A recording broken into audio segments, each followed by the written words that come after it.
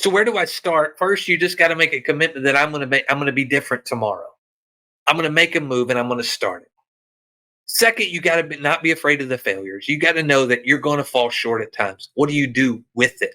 That's the important part. And second or third, excuse me, I'm not in my own numbers.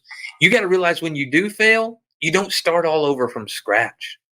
Just as I've shared, about conversations with every podcast episode, with every conversation I go into, you can have the same one, you can meet with the same people tomorrow, but every conversation is different. There's never a fear of missing out because the people are there make that moment who it is.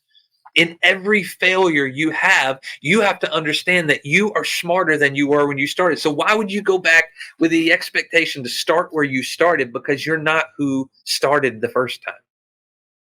Now, from a pastor perspective, I want to share this with you because I feel like this is a broken place in so many people. They start a relationship with God, and maybe it's very early on. They've heard about this Jesus, or and just don't know how. And then they messed up, and then they're around people that said you can't mess up. There's no messing up. Once you commit to this thing, if you mess up, you're done.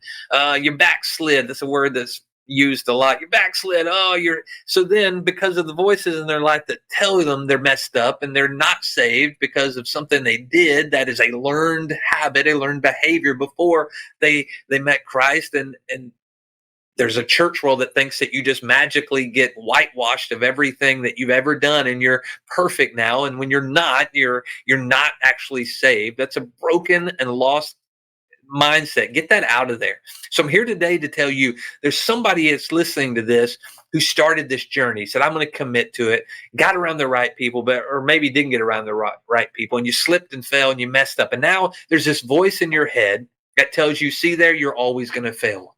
You're always going to be a failure. Nothing changed about you. Look at you. Look in the mirror. You're still that thing that started. I'm here to tell you that voice is not God. And the lie is that if you want to do this thing, you got to go back to the beginning and you got to start all over again. That you never really changed. So you got to go back and be that person that met him and all the things. It's not that way.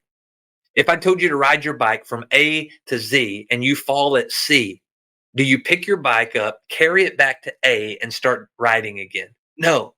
You pick your bike up, you dust yourself off, you get back on it, and you say, I'm still going. See, that's when you know someone's really saved, is not that they go back every time and start all over again. It's that they have a heart to keep moving forward.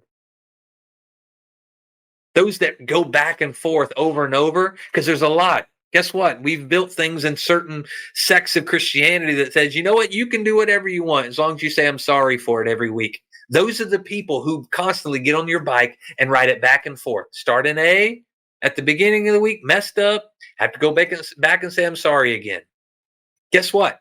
You're not moving closer to anything other than your beginning point.